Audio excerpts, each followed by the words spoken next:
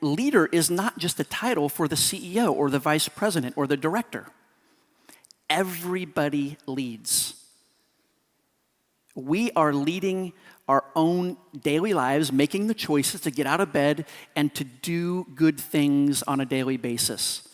And then I'm leading if I go to a cubicle all by myself for 10 hours a day and work on coding. I lead that process. And so my decisions within that one-man process are no different than the broad scope that we often think of as it relates to leadership. So everybody leads. We have to be clear in our message. Time Warner was not clear in their message. This is an Achilles heel so often. We have to remain humble and know that at any time we can fall. Something can go wrong.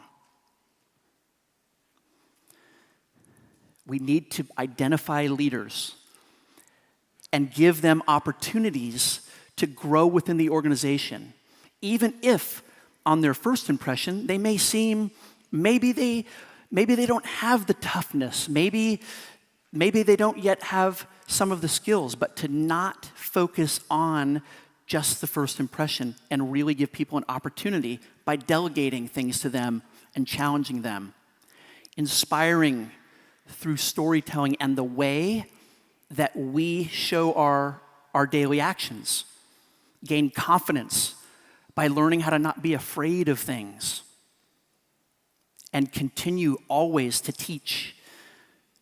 Help the members of your team come to learn through teaching, because whether you realize it or not, or emphasize it or not, it's true that everything you do all day, the faces may not indicate it, but people are watching you, your peers, your partners, your senior teams constantly. And I think you'd be surprised if you were to ask them to tell you totally honestly, without any hesitancy, what they really observed about you. I think you'd be shocked to realize how much they observed, both good and bad. Then we get into the piece of, production. We help our production process when we're now executing on a plan. It has to be excellent. We have to be strategic. We're constantly solving problems. We have to be honest. And even telling a little bit of a lie, even embellishing just a little bit, is still something that needs to be avoided, because it takes away from the transparency that is required within your organization. There has to be discipline in the production of things. If you notice, one of the other highlights that Mario talked about was this notion of limited resources. We don't have the budget, we don't have the team.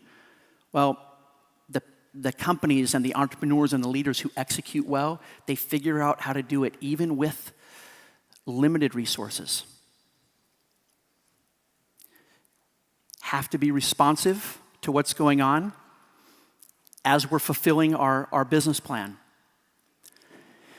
And so these traits, there's a lot of them, but one of the things that we've come to realize is that, with 365 days in the year, you can actually begin to layer into your organization immediately a cultural shift based on some basic principles, some basic truths that, when repeated and when demonstrated, your culture will begin to look much like the greatest agile organizations in the world.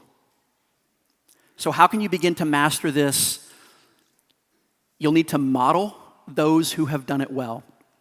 There are no shortage of examples if you do homework and you want to find them. You can improve within your team through repetition and keeping this front and center through practice. When I was in 7th or 8th grade, I started wrestling. I was in freestyle wrestling. And actually, my first time to South America was in an international tournament here in South America.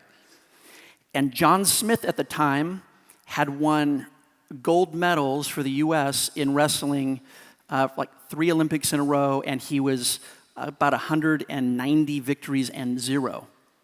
And he did that based primarily on one move, the single leg takedown. Single leg, simple. And he practiced that single leg over and over and over and over again. One move, consistently, and it led him to multiple gold medals. So there's really something about that process of repetition and practice that can make a major impact. And then finally, sustaining this cultural shift